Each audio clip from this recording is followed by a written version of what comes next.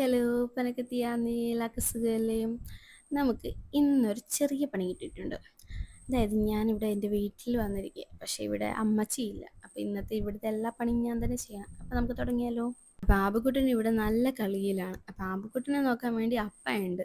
അപ്പോൾ അതുകൊണ്ട് നമുക്ക് അത്ര ടെൻഷനില്ല. ഇനി ആബുക്കുട്ടനെ വെച്ച് എങ്ങനെയൊക്കെ ജോലി ചെയ്യും എന്നോർത്ത് നമുക്ക് പേടിക്കേണ്ട. കാര്യം അപ്പയുണ്ടല്ലോ, പപ്പ നോക്കിക്കോളും. അപ്പോൾ അതേ കെങ്കൂട്ടനും ഉണ്ട് കൂട്ടത്തിൽ. കെങ്കൂട്ടനും കളിക്കില്ലാണ്. അപ്പോൾ രണ്ടുപേരും കൂടെ എപ്പോഴാണ് ഇടി വെക്കണമെന്ന് പറയാൻ പറ്റില്ല. അപ്പോൾ അതേ ക്രിസാമോളുടെ കാറ്റീസത്തിൻ്റെ എന്തോ വർക്കൊക്കെ ചെയ്യാനുണ്ട്. അപ്പോൾ അതുകൊണ്ട് ഞങ്ങളുടെ അങ്കിളിൻ്റെ വീട്ടിൽ പോയി നിന്ന് ചെയ്യാൻ വേണ്ടി പോയാണ്. അപ്പോൾ അതിന് വേണ്ടി ഞാൻ അവളുടെ മുടിയൊക്കെ ഒന്ന് കെട്ടി റെഡിയാക്കി വെക്കുന്നുണ്ട്. അപ്പോൾ ദേ ആബുക്കുട്ടനാണെങ്കിൽ അവളുടെ മുടി കെട്ടാൻ പോലും സമ്മതിക്കുന്നില്ലായിരുന്നു. അവനെ ഞാൻ അപ്പം എടുക്കണം. അങ്ങനെ ഞാൻ ഒരു കണക്കിന് എന്തൊക്കെയോ പറഞ്ഞ് അവനെ ആശ്വസിപ്പിച്ച് അവളുടെ മുടിയൊക്കെ ഒന്ന് കെട്ടി റെഡിയാക്കിയിട്ടുണ്ട്. അതിനുശേഷം ദേ ക്രിസാമുള്ള റോഡ് കടത്തി വിട്ട് ടാറ്റയൊക്കെ പറഞ്ഞിട്ട് ഞാൻ ദേ എൻ്റെ പണി തുടങ്ങാൻ പോവുക. ആദ്യം തന്നെ എല്ലായിടവും ഒന്ന് അടിച്ചു തൂക്കാമെന്ന് കരുതി ഞാൻ എല്ലായിടവും ഒന്ന് അടിച്ചു തൂത്തു. കെട്ടിച്ചു വിട്ട പെൺകുട്ടികൾ അവരുടെ വീട്ടിൽ ചെന്ന് കഴിഞ്ഞാൽ ഒന്നും തന്നെ ചെയ്യാറില്ല. അക്കൂട്ടത്തിലൊരാളാണ് ഞാനും എൻ്റെ വീട്ടിൽ ചെന്ന് കഴിഞ്ഞാൽ ഒന്നും തന്നെ ചെയ്യാറില്ല. എല്ലാം അമ്മച്ചിക്കായിട്ട് വെക്കും. പക്ഷെ ഇന്ന് അമ്മച്ചിയില്ല. അപ്പം അതുകൊണ്ട് തന്നെ എല്ലാ പരിപാടിയും നമ്മുടെ തലയിലാണ്. അതുകൊണ്ട് തന്നെ സുഹിക്കാൻ വന്ന എനിക്ക് കിട്ടിയത് 8ൻ്റെ പണിയായിപ്പോയി. എന്നാലും വല്ലപ്പോഴും കൂടെയല്ലേ, അങ്ങോട്ട് ചെയ്തേക്കാം. ഈ ഒരു ഫ്ലവർ വേസ് കണ്ടോ, ഇത് അമ്മച്ചി അർത്തിങ്കപ്പള്ള പെരുന്നാളിന് വാങ്ങിയതാണ്. അമ്മച്ചിക്ക് പൊതുവെ ഇങ്ങനെയുള്ള ഫ്ലവർ വേസും മറ്റുമൊക്കെ ആയിട്ട് ഒരുപാട് ഇഷ്ടമാണ്. അതേപോലെ തന്നെ വീട്ടിൽ ഒത്തിരി ഇലച്ചെടികളും ഉണ്ട്. അമ്മച്ചിക്ക് കൂടുതലും ഇലച്ചെടികളോടാണ് താല്പര്യം. അപ്പം അതെന്തെങ്കിലും ആകട്ടെ, നമുക്ക് നമ്മുടെ പരിപാടി തുടങ്ങാം. അപ്പോൾ അത് എല്ലായിടും അടിച്ചു തൂത്ത് കഴിഞ്ഞപ്പോഴേക്കും അടുക്കളയിലോട്ടാണ് കയറിയത്. അപ്പോൾ അത് ഇപ്പം അപ്പ ചിക്കൻ വാങ്ങിക്കൊണ്ട് വന്നിട്ടുണ്ടായിരുന്നു. അപ്പോൾ അതുകൊണ്ട് തന്നെ ചിക്കൻ കറി വെക്കാമെന്നുള്ള പ്ലാൻ ഇട്ടു. അങ്ങനെ അതേ ഇഞ്ചി, വെളുത്തുള്ളി, പച്ചമുളക് അതെല്ലാം കൂടി ഞാനൊന്ന് എണ്ണയിലിട്ടൊന്ന് വാട്ടുന്നുണ്ട്. അതിൻ്റെ ഒപ്പം തന്നെ കുറച്ച് സവോള ഇട്ട് കൊടുക്കുന്നുണ്ട്. എന്നിട്ട് ഇതൊന്ന് വാടിക്കഴിയുമ്പോഴേക്കും ഇതിലേക്ക് പൊടികൾ ചേർക്കാം. അപ്പം ഞാനിവിടെ ചേർത്തിരിക്കുന്ന പൊടികളെന്ന് പറയുന്നത് മുളക് പൊടി, മഞ്ഞൾപ്പൊടി, മല്ലിപ്പൊടി, മസാലപ്പൊടി, കുരുമുളക് പൊടി, ഗരം മസാലപ്പൊടി, അങ്ങനെ സകലമാന പൊടികളും ഞാൻ ചേർത്തിട്ടുണ്ട്. അപ്പം തട്ടിക്കൂട്ടിയ ഒരു ചിക്കൻ കറിയാണ് ഞാനിവിടെ കാണിച്ചു കൂട്ടുന്നത്. എന്നിട്ട് ഇതിലേക്ക് ചിക്കൻ വേവാൻ ആവശ്യമായ വെള്ളവും കൂടെ ചേർത്ത് കൊടുക്കാം. ഒരു കാര്യം വിട്ടുപോയി, ഞാനിതിലേക്ക് കുറച്ച് വിനാഗിരി കൂടെ ചേർത്തായിരുന്നേ. തട്ടിക്കൂട്ടി ചിക്കൻ കറി എന്ന് പറഞ്ഞെങ്കിലും ടേസ്റ്റിന് നോ കോംപ്രമൈസ്. ഞാൻ വെച്ചത് കൊണ്ട് പറയല്ല, അപാര ടേസ്റ്റ് തന്നെയായിരുന്നു. അപ്പം ഈ ഒരു സമയത്ത് നമുക്ക് കുറച്ച് ഉപ്പ് കൂടെ ആഡ് ചെയ്ത് ചിക്കനെ തട്ടിക്കൊടുക്കാം. ഇനി നല്ലതുപോലെ ഒന്ന് ഇളക്കി യോജിപ്പിച്ച് നമുക്കിതൊന്ന് മൂടി വെച്ച് വേവിക്കാം.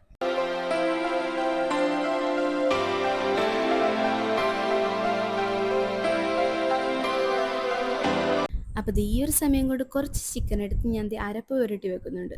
അപ്പോൾ ഇത് ഇന്നത്തേക്കല്ല, നാളത്തേക്കാണ്. ക്രിസാമുക്കും കെങ്കോട്ടനെയും ചിക്കൻ വറുത്തത് ഒരുപാട് ഇഷ്ടമാണ്.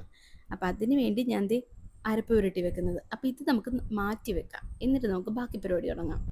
അപ്പോൾ നല്ല പച്ച ചീര കിട്ടിയിട്ടുണ്ട്. അപ്പം നമുക്കിതൊന്ന് തോരൻ വെക്കണം. അപ്പം ഞാൻ ഇനി ഇതൊന്ന് അരിഞ്ഞെടുക്കട്ടെ.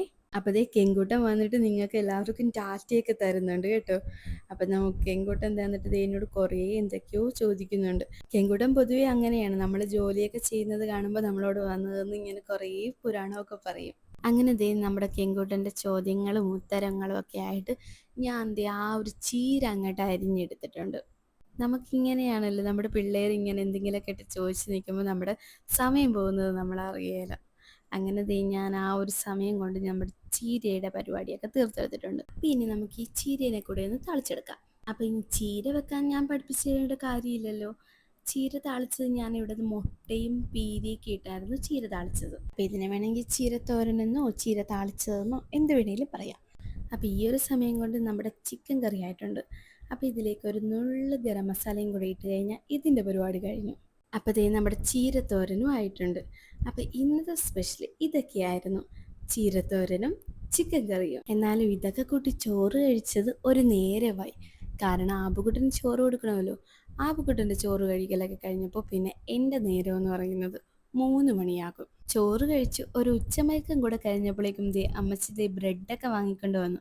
അപ്പം അതൊക്കെ കൂട്ടി ചായ കൂടി നടത്തി. അപ്പം ഇന്ന് ഞങ്ങളുടെ ടി വിയിൽ ഇറാനും ഇസ്രായേലും തന്നെയായിരുന്നു. അങ്ങനെ പിന്നെ അതൊക്കെ കാണുകയായിരുന്നു. എന്താണല്ലേ ഇങ്ങനെ, ഇസ്രായേലിൽ എൻ്റെ ചേച്ചിയും ഉണ്ട്. അതുകൊണ്ട് തന്നെ നല്ലൊരു ടെൻഷൻ ഞങ്ങൾക്കുണ്ടായിരുന്നു. ചേച്ചി മാത്രമല്ല, എൻ്റെ അങ്കിള്, ആൻറ്റി എല്ലാവരും തന്നെയുണ്ട് അവിടെ. അതുകൊണ്ട് തന്നെ നല്ല ടെൻഷനുണ്ട്. ഇവർക്കൊക്കെ വേണ്ടി പ്രാർത്ഥിക്കുക മാത്രമേ ഞങ്ങൾക്ക് ചെയ്യാൻ പറ്റുള്ളൂ. അത് വേണ്ടുവോളം ചെയ്യും. യുദ്ധങ്ങളൊക്കെ മാറ്റി സമാധാനപരമായ ഒരു അന്തരീക്ഷം തരണമേ എന്നുള്ള പ്രാർത്ഥനയാണ്. അപ്പോൾ അതൊക്കെ കഴിഞ്ഞ് ഞാൻ വീട്ടിലോട്ട് പോകാൻ വേണ്ടി ഒരുങ്ങുവാണ്. അപ്പം ഞാൻ ഒരുങ്ങിയിട്ട് വേണം ഇനി ആബുക്കുട്ടനെ ഒരുക്കാൻ. അപ്പോൾ ആബുക്കുട്ടനാണെങ്കിൽ നല്ല ഉറക്കവുമായിരുന്നു. എന്നിട്ട് ആബുക്കുട്ടനെ കൂടെ ഒരുക്കിയെടുത്തിട്ടുണ്ട്. അപ്പോൾ ആബുക്കുട്ടനും ഞാനും സെറ്റായിട്ടുണ്ട്. അങ്ങനെ ഞാനും ആബുക്കുട്ടനും കൂടെ വീട്ടിൽ നിന്ന് ഇറങ്ങി ഞങ്ങളിത് പോകുന്ന വഴി അഴീക്ക ബീച്ചിൽ കൂടെ ഒന്ന് കയറാൻ വേണ്ടി നിൽക്കുക. അപ്പോൾ പോകുന്ന വഴി അഴീക്ക ബീച്ചിൽ ഇറങ്ങാനുള്ള റീസൺ എന്ന് പറയുന്നത് ആബുക്കുട്ടൻ നല്ല വികൃതിയായിട്ടായിരുന്നു വണ്ടിയിലിരുന്നത്.